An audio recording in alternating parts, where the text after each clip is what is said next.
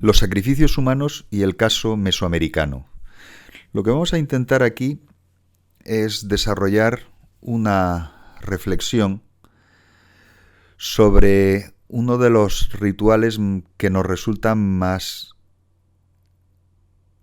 complejos de digerir, donde los límites del extrañamiento hacia el que nos suele abocar el estudio etnográfico pues resultan más abismales.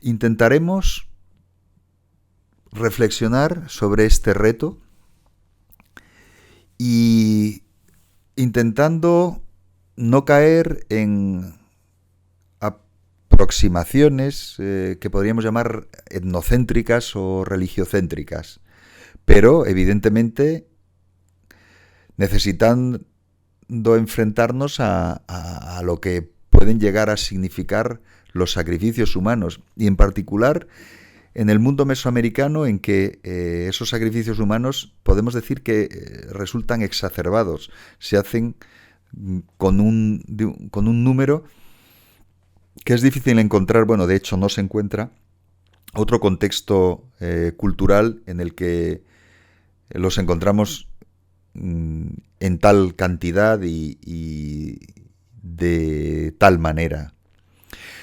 Sacrificio humano es uno de los mayores retos a los que nos podemos enfrentar. Ya nos resulta extremadamente ajeno el sacrificio animal, y los sacrificios de animales son sistemáticos en la mayoría de las religiones.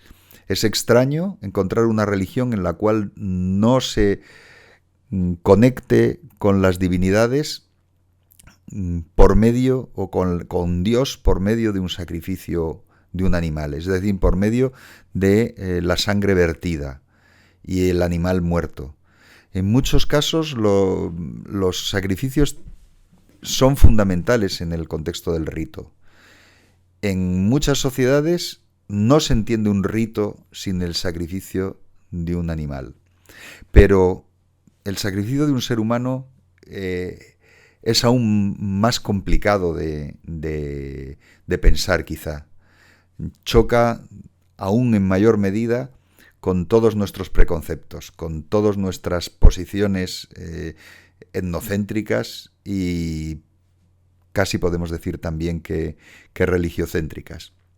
Pero resulta que los sacrificios humanos los encontramos en muchas sociedades. Lo que ocurre es que les dan un valor simbólico diferente.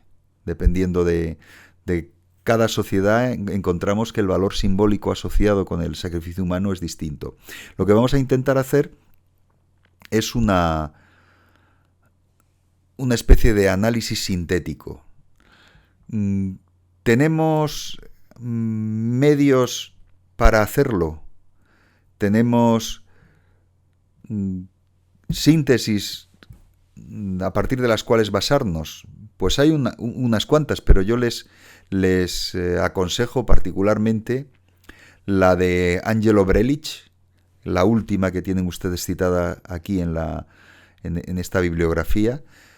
No está traducida al español, solamente hay una edición varias ediciones en italiano, que se titula Presupposti del sacrificio humano, o sea, presupuestos del sacrificio humano. Angelo Brelich es un investigador en las religiones muy interesante.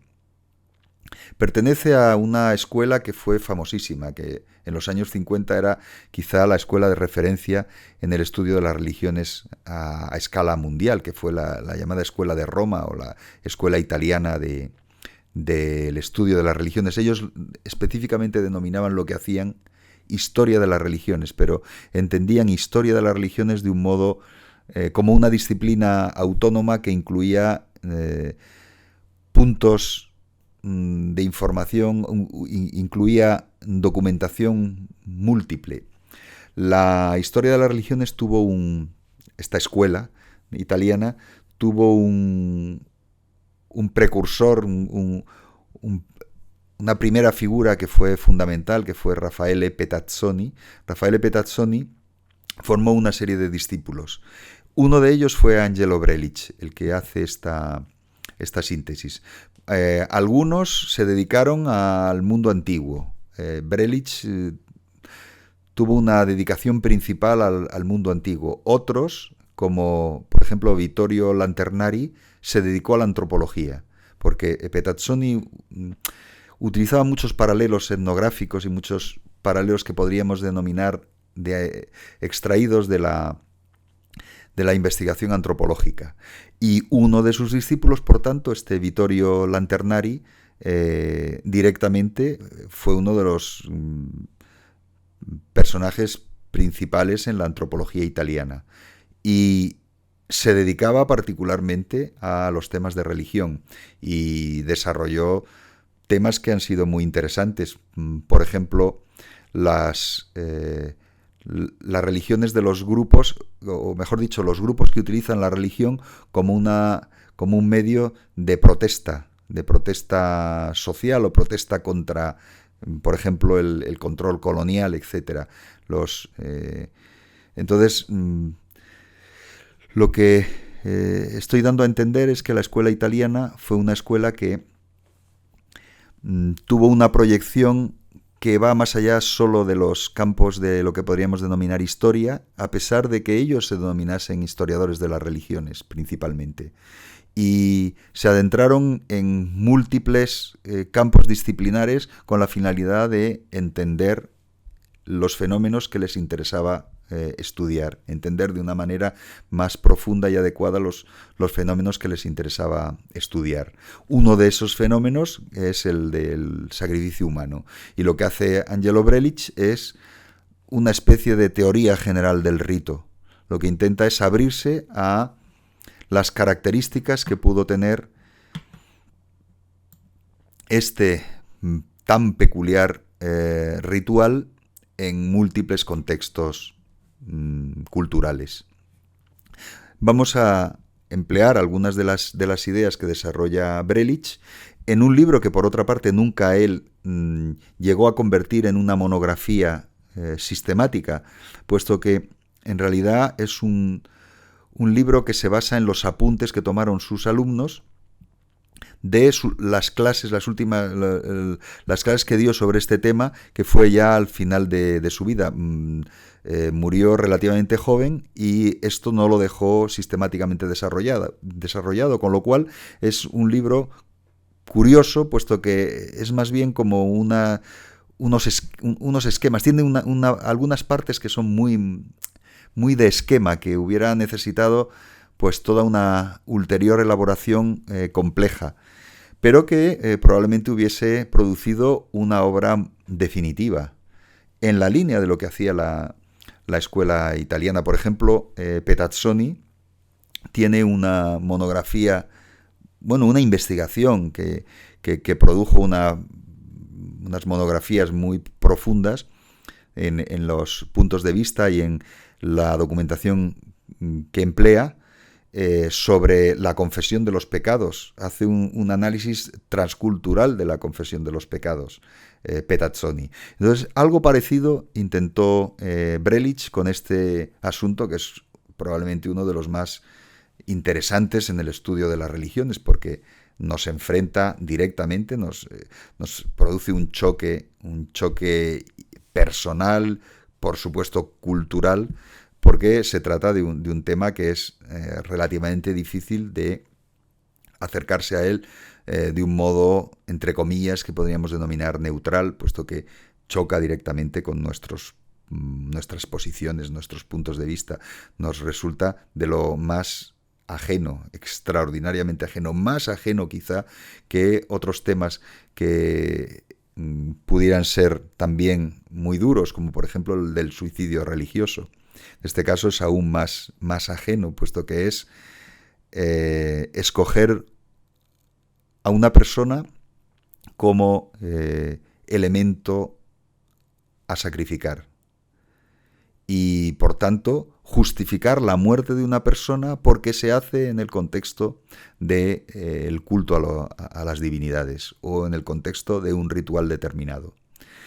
En todo caso, sacrificios los hay en muchas sociedades y los valores simbólicos son distintos. Entonces vamos a intentar hacer aquí una muy somera aproximación, muy rápida, con algunas ideas sobre lo que es el sacrificio humano desde un análisis que podríamos denominar transcultural.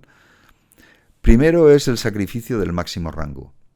¿Por qué es el máximo rango? Porque la víctima humana es la mayor víctima que se puede ofrecer. En lo relativo a la víctima es el mayor rango de víctimas.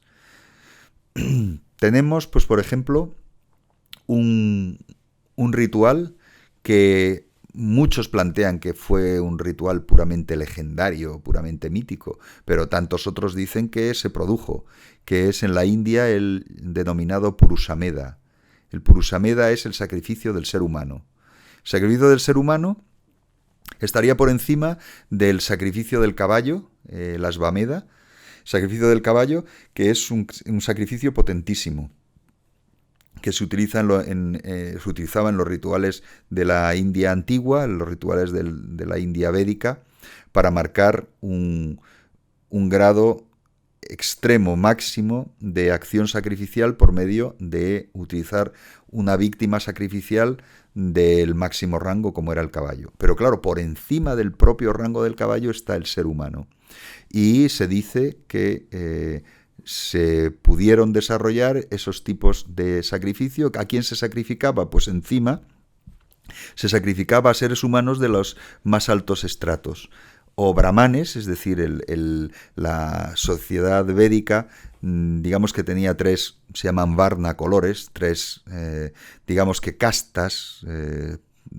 El trabajo de Dumont sobre el Homo hierarchicus habla de este asunto con detalle. Castas, lo solemos llamar castas con ese nombre que proviene del portugués, pero el término sánscrito es varna, que quiere decir color. Y digamos que había tres grandes, entre comillas, colores, que son los máximos, que son los brahmana, los brahmanes, los kshatriya, la casta de los gobernantes y los guerreros, y los vaisya, que es la casta de comerciantes, en fin, toda una...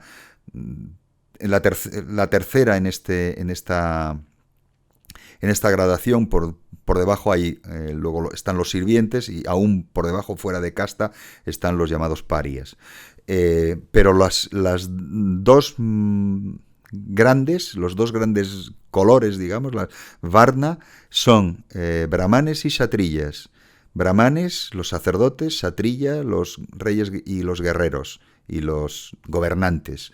Entonces se sacrificaba a un brahman o se sacrificaba a un kshatriya. Se sacrificaba a lo más alto de la escala social, con la finalidad de darle un extraordinario valor al ritual. Veremos que en el mundo mesoamericano, y muy particularmente los sacrificios entre los aztecas, también tenían, en algunos casos, se pedía un sacrificio de alguien de una alta relevancia, o miembros de la más alta relevancia. Sacrificaban algo de sí mismos. Generalmente era un sacrificio de sangre, o la emisión de sangre. Es decir, que entre lo que luego vamos a ver con un poco más detalle en el mundo mesoamericano y los sacrificios en el mundo mesoamericano en relación con el ser humano, también hay esta lectura del máximo rango, cuando es el ser humano la máxima posibilidad de encontrar el ser sacrificable de mayor rango. También podemos encontrar, y esto es muy muy común, los sacrificios funerarios de acompañamiento.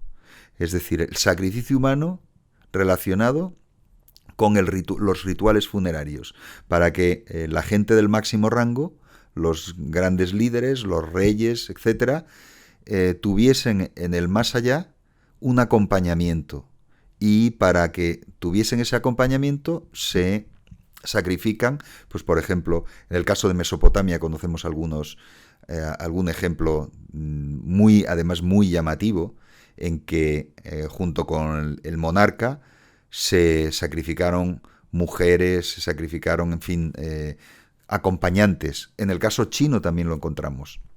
En las tumbas antiguas encontramos sacrificios humanos en torno a los reyes chinos, que se enterraban con sus mujeres, con sus protectores,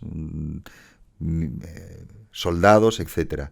De hecho, en el mundo chino encontramos una de los monumentos arqueológicos más famosos, que son la tumba del primer emperador de la dinastía unificadora, que fue la dinastía Qin, que dio nombre además a China, tal y como nosotros la conocemos, ese nombre, esa dinastía. El emperador Qin Shi Huangdi se enterró, en este caso no con sacrificios humanos, sino con efigies, con estatuas del mismo tamaño que el tamaño natural, como si fueran auténticos soldados, con un número de miles de soldados que además con sus armamentos diferentes, con sus rasgos distintos, es decir, que este sacrificio funerario de acompañamiento, por medio de la creación artística, cambiaban el sacrificio humano por una efigie del mismo, por un sustituto, que es un sustituto en arcilla. Entonces tenemos esta testificación, que es una especie de paso diferente, en el que ya no se sacrifica físicamente, sino que se hace una especie de traslación del guardián del más allá, de lo que podía ser una persona a lo que es una imagen, una estatua. Hay juegos fúnebres en muchas sociedades. Cuando muere alguien de relevancia, se hacen juegos fúnebres que incluyen combates a muerte, y por tanto esa gente muere en el combate en el contexto de el ritual funerario de estos líderes. O en la India, por ejemplo, se podía asociar al sacrificio funerario de acompañamiento un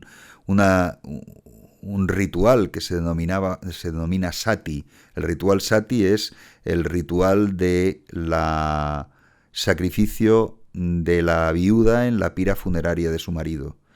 Y se carga de una serie de connotaciones tremendas, porque lo que se plantea es que la viuda se convierte en cierto modo en una especie de analogía de la diosa Sati.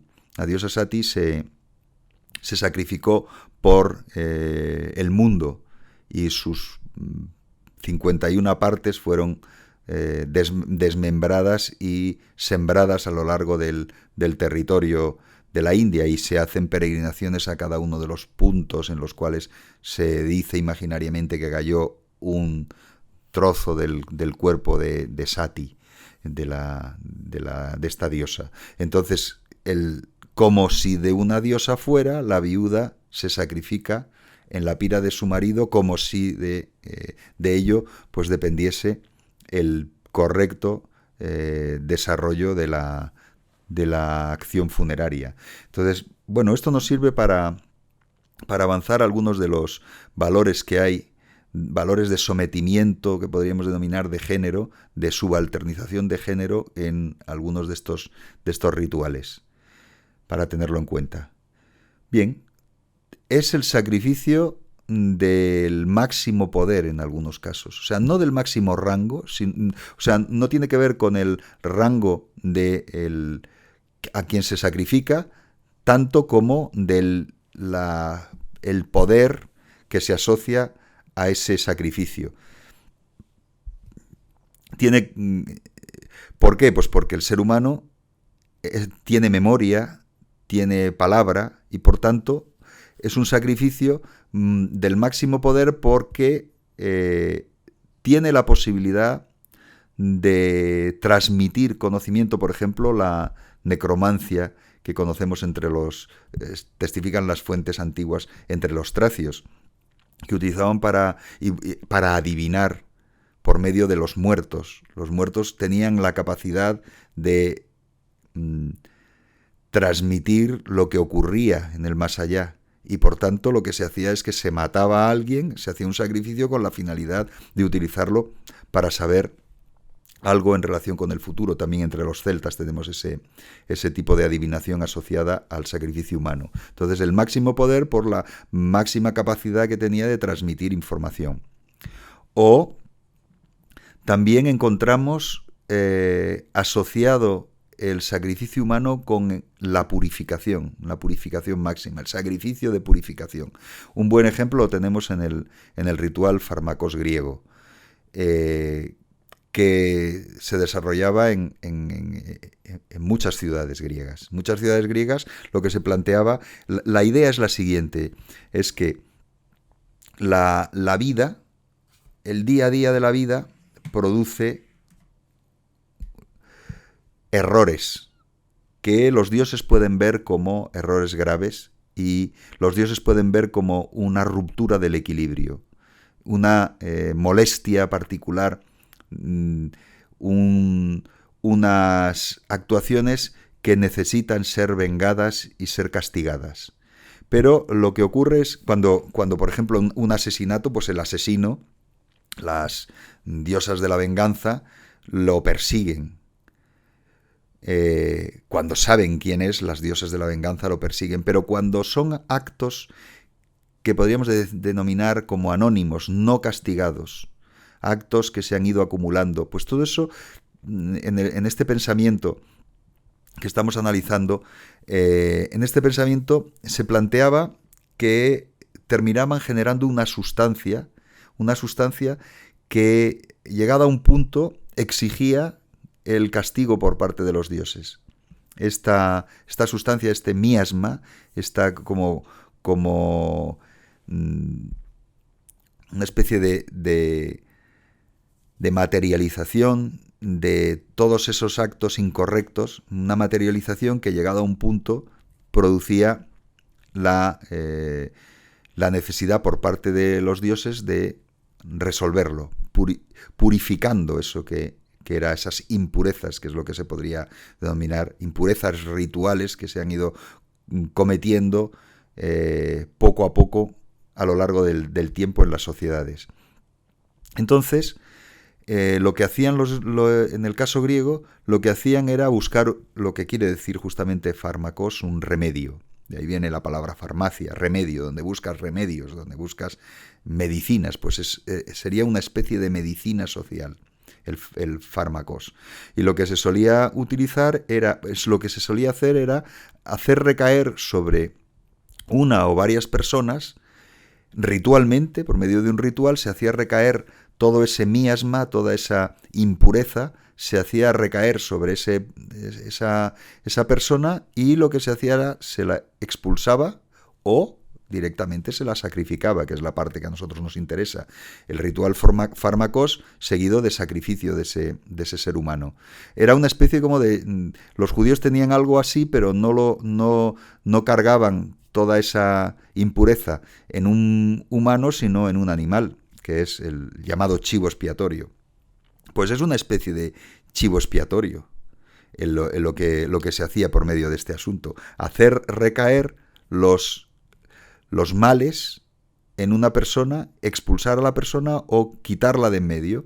Y los rituales específicos fármacos eran rituales, muchos de ellos extremadamente violentos. Se hacía una violencia social sobre estos personajes, sobre los que se hacía recaer la impureza.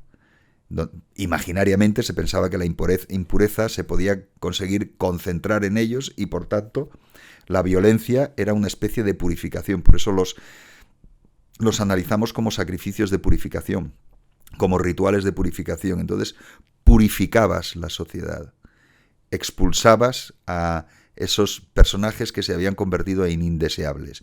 Y la propia violencia religiosa, eso también hay que tenerlo en cuenta, se convierte en un sedativo social. De vez en cuando estos rituales violentos lo que llevaban es a que la sociedad exteriorizase su violencia por medio de este juego de alteridad, identidad. Al hacer recaer ese miasma, al hacer recaer ese miasma, concentrarlo y hacerlo recaer sobre una persona, lo que se jugaba es en esa posición del nosotros frente a él. Ese él se convertía en la alteridad frente a la asumida identidad que además el ritual potenciaba. Eran rituales que potenciaban ese sedativo social de la tranquilidad por la purificación. Se encontraban mucho más tranquilos después de haber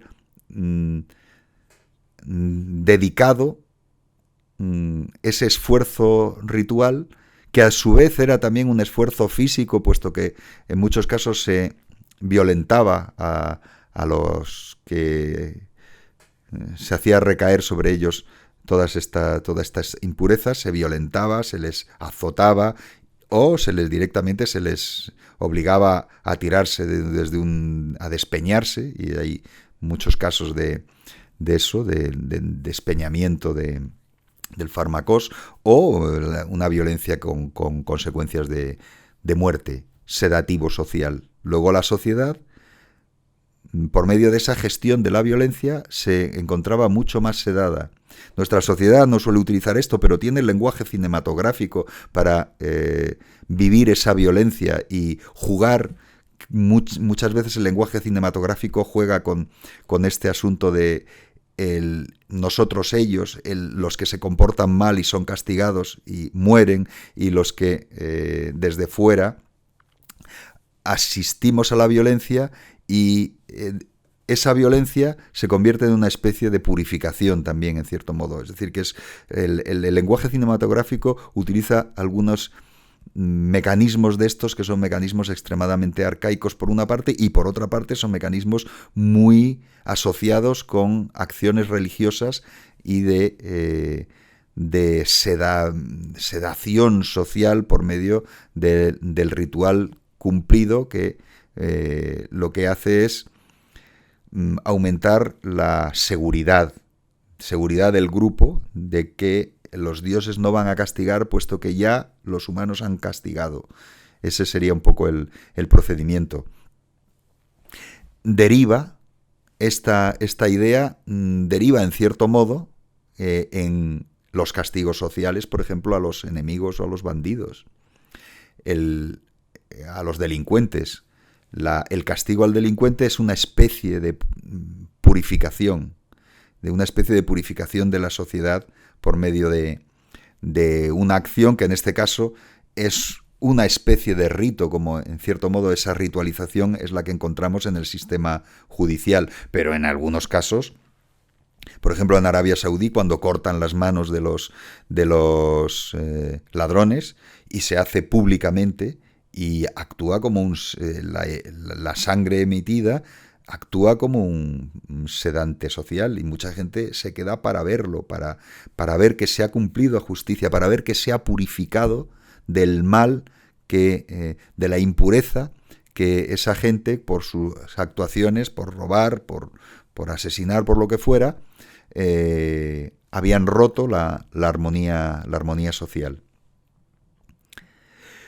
¿Qué nos encontramos en este asunto del sacrificio humano y de estos algunos elementos en torno a los cuales podemos pensar las razones por las cuales se construye este ritual tan extraño, que nos resulta tan extraño, aunque quizá no nos resulte tan extraño ahora, visto desde el juego de los castigos a los delincuentes o a los bandidos, que en nuestra sociedad existe, y en Estados Unidos, por ejemplo, la gente asiste a las penas de muerte, asiste a la cámara de gas o a la silla eléctrica, lo ven, y los parientes entienden que se les tranquiliza enormemente cuando se cumple una sentencia de estas de pena de muerte y se da muerte al reo. Bueno, pues intentar dar un paso más en la explicación. Y hay que ir hacia atrás e intentar explicar los propios mecanismos del sacrificio, que en cierto modo los hemos visto con anterioridad en algunos de los contextos que hemos estado revisando. Por ejemplo, ese contexto de rito de solidaridad. En última instancia, los sacrificios de purificación son ritos de solidaridad, porque el grupo, después de cumplimiento de esa acción ritual, es mucho más solidario, está mucho más unido, está mucho más identificado en torno a unos valores compartidos. Pero, ¿qué es lo que ocurre con el sacrificio? El sacrificio es un elemento clave en los ritos de solidaridad, como en su momento estuvimos viendo, porque el sacrificio en las sociedades que podríamos denominar, entre comillas, tradicionales, cumple en el contexto de la fiesta, en el contexto del banquete, en el contexto de las acciones de comensalidad y en general de sociabilidad. Entonces, lo que nos encontramos es que el sacrificio cruento, el sacrificio del animal, tiene un valor clave en el siguiente paso. Después del sacrificio se desarrolla un ritual que es el ritual de la fiesta, de la comensalidad, comer juntos lo que se ha sacrificado. Se ha sacrificado en honor a los dioses y se come en el contexto del banquete presidido imaginariamente por la divinidad a la que se agradece lo que se come, ¿no? Entonces, los valores del reparto en muchas culturas, que en el caso, por ejemplo, del mundo griego resulta muy interesante porque se asocia a un mito que podríamos denominar etiológico, un mito que explica un comportamiento, un mito etiológico. El mito etiológico es el de Prometeo.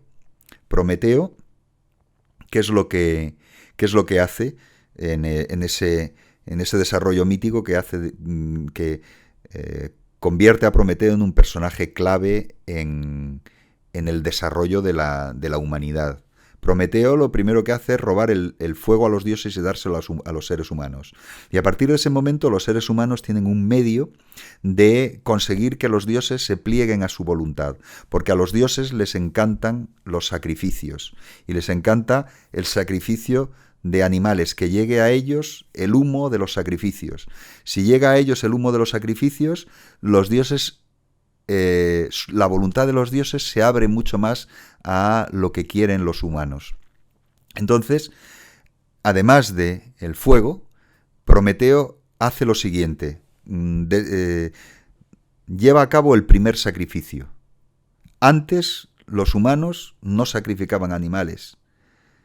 A partir de ese momento, ese primer sacrificio enseña el camino a los humanos para ganarse la voluntad de los dioses. Y lo que hace Prometeo es dos partes. Una parte para los dioses y otra parte para los humanos. Lo lógico en un sistema de estos de teología en que los dioses son tan extraordinariamente poderosos sería darles todo a los dioses. Hacer lo que se podría denominar un holocausto, es decir, la combustión completa del animal. Pero no se hace así, y en el mundo griego no se hace así, y es muy extraño que se haga una combustión completa. Es decir, que el ser humano no aproveche la víctima sacrificial. Por el contrario, justamente lo que nos encontramos es que a los dioses se dan ciertas partes. Y en el mito de Prometeo cuenta lo siguiente: Prometeo lo que hace es dos partes.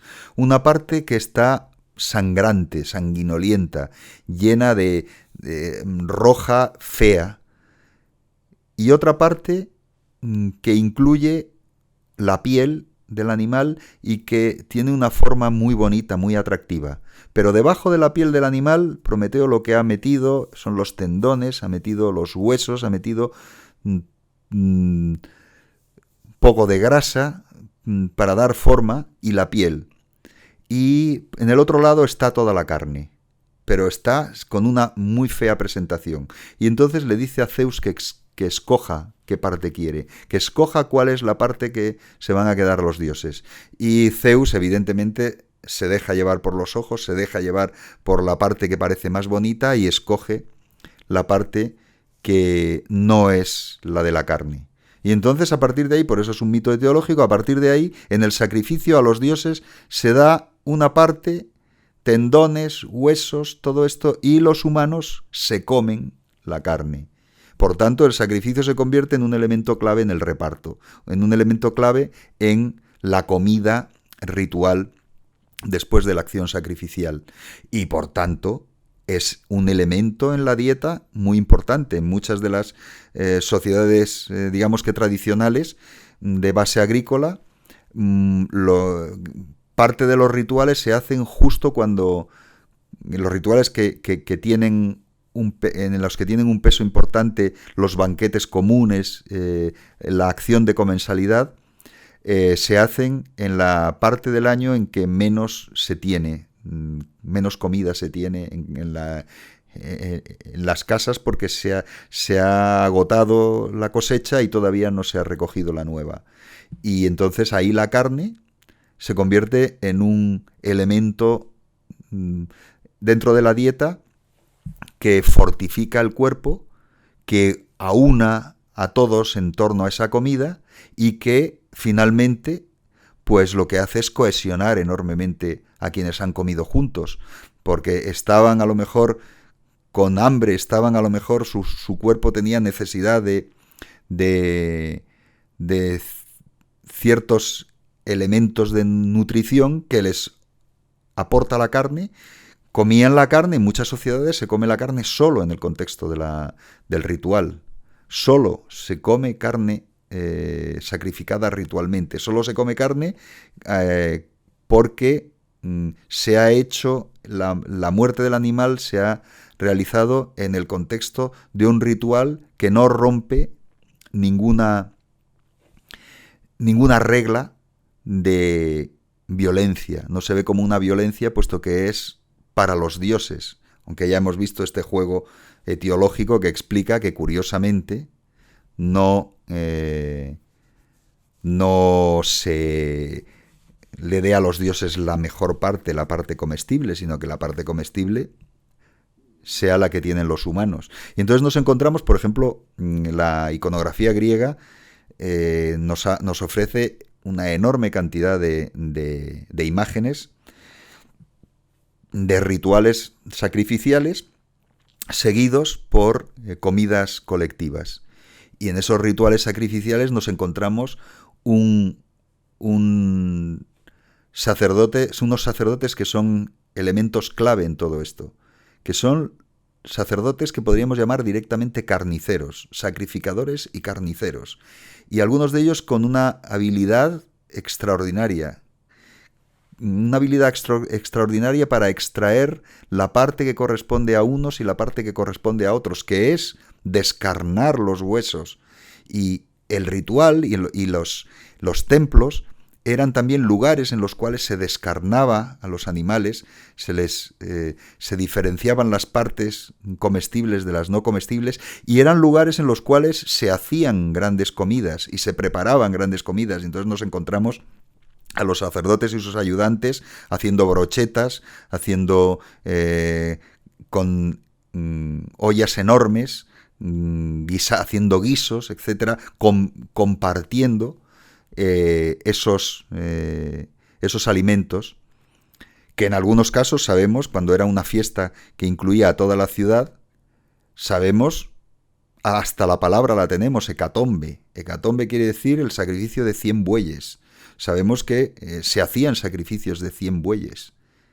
¿Para qué sirve un sacrificio de 100 bueyes? Para dar de comer a una ciudad entera, para un ritual de este tipo, para una ciudad entera. El sacrificio, por tanto, el sacrificio cruento del animal, está conectado con el consumo de ese animal en el contexto ritual, con los valores de reparto y los valores de solidaridad que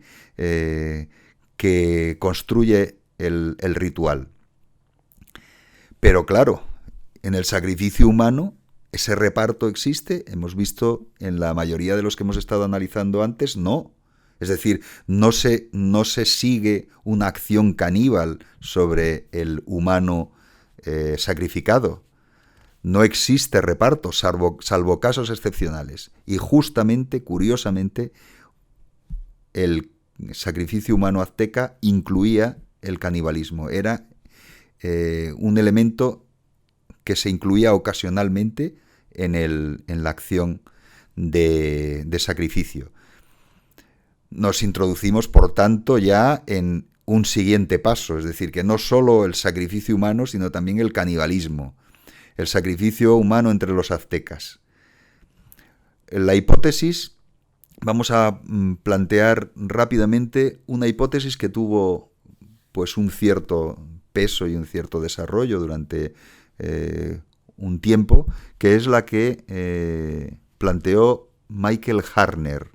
Michael Harner ya lo conocemos, es el chamán blanco, es ese antropólogo que se dedicó a estudiar el chamanismo en cierto momento, que hizo trabajo de campo, observación participante, participó en los rituales de los shuar y terminó convirtiéndose en un chamán directamente, el chamán blanco.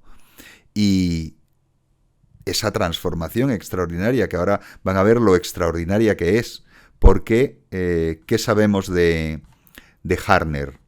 Pues Harner expuso su teoría sobre el sacrificio azteca en este artículo de 1977, Las bases ecológicas del sacrificio azteca, que publicó en American Ethnologist, este que tienen aquí. Su hipótesis la popularizó Marvin Harris, que la incluye, por ejemplo, en su libro tan famoso del mismo año en que salió ese artículo del American Ethnologist, en la edición de Nueva York del año 77, que fue Caníbales y Reyes, que se llama así, que es en el capítulo 9 de Caníbales y Reyes desarrolla todo este asunto. ¿Cuál es la hipótesis de Michael Harner? ¿Qué plantea Michael Harner? Pues lo que dice es que la única explicación para el sacrificio humano azteca, un sacrificio humano que incluía el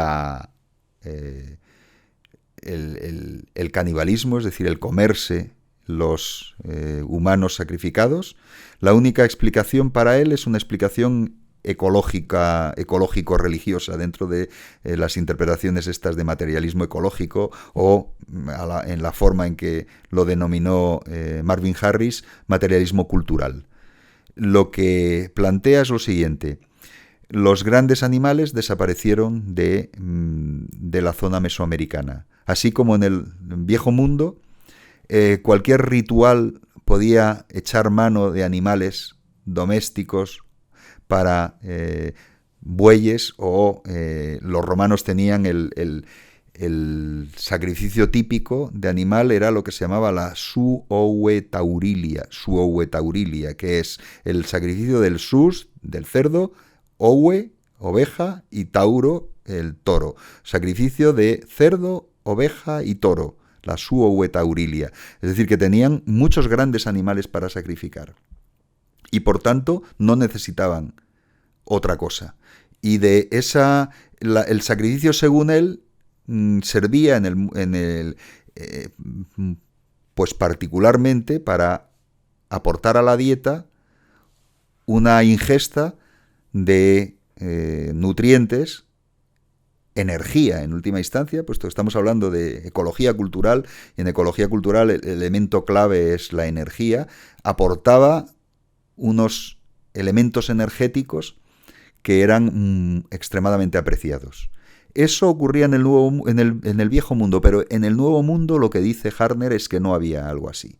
Es decir, no tenían esos grandes mamíferos para hacer sacrificios. Y por tanto, pues los grupos de guerreros aztecas necesitaban el aporte de la carne, ese aporte de carne. ¿Y de dónde sacaban ese aporte de carne? Del sacrificio humano, y el sacrificio humano caníbal. Y por tanto exacerbaron el sacrificio humano, pues, puesto que era una de las formas de conseguir proteínas en su dieta y por tanto energía, una energía que era fundamental para las actividades bélicas que desarrollaban. Ese es su planteamiento. El sacrificio humano azteca caníbal tiene la finalidad de aportar proteínas cárnicas a la dieta, en especial a los grupos de guerreros, porque no las obtienen por otros medios al haber acabado con los grandes rumiantes.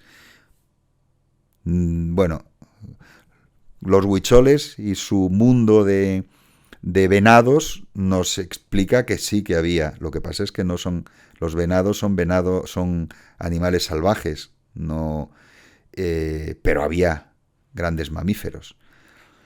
Es curiosísimo esta explicación, porque es una explicación que lo deja todo a una sola carta. La carta del materialismo al 100%. La carta de el ritual directamente asociado con una necesidad fisiológica. Es muy curioso que alguien que plantea esa hipótesis, este Marvin Harris de 1977, que plantea esa hipótesis puramente materialista, unos años después tenga esa extraordinaria transformación, deja de un lado las interpretaciones materialistas y entre en otras interpretaciones.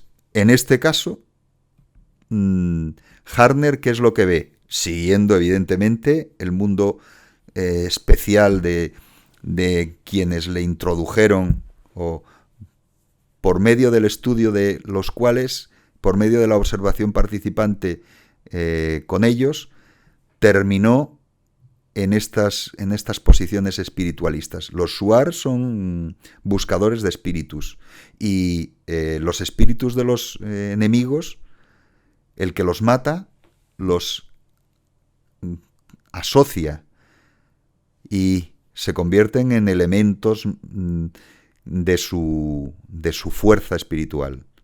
Pues finalmente Harner pensaba que el sacrificio humano azteca también tenía que ver, y el canibalismo azteca también tenía que ver, no con la dieta, sino con la absorción de esa fuerza del espíritu de esos guerreros muertos, sobre todo si era el sacrificio de guerreros muertos, de la fuerza espiritual de esos guerreros, que se convertían en ese elemento que hemos analizado en el imaginario chamánico de la búsqueda de espíritus poderosos a los que echar mano cuando se necesita hacer algo. Pues esa especie de absorción espiritual por medio de la ingestión se pasa de una interpretación materialista a una interpretación absolutamente espiritualista en el contexto del nahualismo, que ya hemos visto en el caso de los chamanes. Qué chocante y qué curioso. Por otra parte, quedarnos solo en este tipo de pequeñas aproximaciones. Entonces, ¿qué otras aproximaciones se pueden hacer? Bueno, se han hecho unas cuantas. Aquí les he citado alguna bibliografía por si les interesa, el libro de Yolotl González Torres, El sacrificio humano entre los mexicas, del año 85, el de María Ilia Nájera, El don de la sangre en el equilibrio cósmico, el sacrificio y el autosacrificio sangriento entre los antiguos mayas, el de Duverger, la flor letal, que es de la economía del sacrificio azteca, o los de Coggins y Shane, del cenote de los sacrificios, tesoros mayas extraídos del cenote sagrado de Chichén Itzá. Bueno, además de muchos otros trabajos que hay sobre el sacrificio humano. ¿Qué ocurría con este sacrificio humano? Que para muchos era una especie de invención de los misioneros. Y así lo plantearon. Y todavía yo he escuchado alguna conferencia de conferenciantes mexicanos que me decían: eso es un invento de los misioneros. Eso nunca se produjo, el sacrificio humano entre los aztecas. Eso es una especie de exageración. Y si se produjo, pues se produjo. Hubo muy pocos y eran. Estaban muy lejos de lo que contaban estos primeros escritores los primeros momentos de la conquista, que tenemos unos cuantos que desarrollan plenamente lo que encontraban, es decir, encontraban al entrar a las ciudades, en los centros cultuales, en las pirámides, las encontraban llenas de sangre y en algunos casos llenas de restos de cadáveres sacrificados. Entonces, una parte de la intelectualidad mexicana en el pasado, ahora ya no han podido seguir con ese planteamiento que iba en contra de lo que, entre otras cosas, decía la arqueología, planteaba la arqueología. Decían que no, que era una invención, que el sacrificio, este sacrificio nunca existió, que era una invención de los coloniales. Alguien que evidentemente lo planteaba de otra manera era el propio Diego Rivera, que ven ustedes aquí, cómo llama, en el Museo Rivera lo tienen, es una serie, pero escogí solamente Historia de la Religión 5, del año 1956, y aparece el sacrificador extrayendo el corazón, todavía palpitante de sangre, todavía que es como una flor que ofrece un último brote, y ese brote es el borbotón de la sangre, ¿no? Y él lo veía así, de esta manera, como abrían la caja torácica desde abajo y extraía el sacrificador, extraía el corazón todavía palpitante. Eso exige que se haga la extracción rapidísimamente. Y con este cuchillo utilizaban cuchillos de pedernal, principalmente cuchillos de obsidiana, pero la obsidiana corta más que un cuchillo de... Es una piedra, la tallaban, sacaban las lascas, y las lascas de obsidiana tienen una capacidad de corte mayor que la de los metales. Es extraordinario esa capacidad. Bueno, aquí es un detalle de cómo plantea la apertura del cuerpo sacrificado y cómo lo colocan en una piedra sacrificial. ¿Qué ocurrió con...? Esto es del año 56. Esto es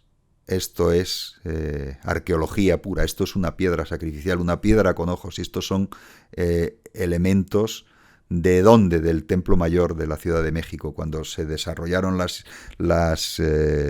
excavaciones del Templo Mayor, que se había perdido la memoria de dónde estaba ese Templo Mayor de la Ciudad de México, es decir, de la capital de la Confederación Mexica, la capital de los aztecas, que era Tenochtitlán.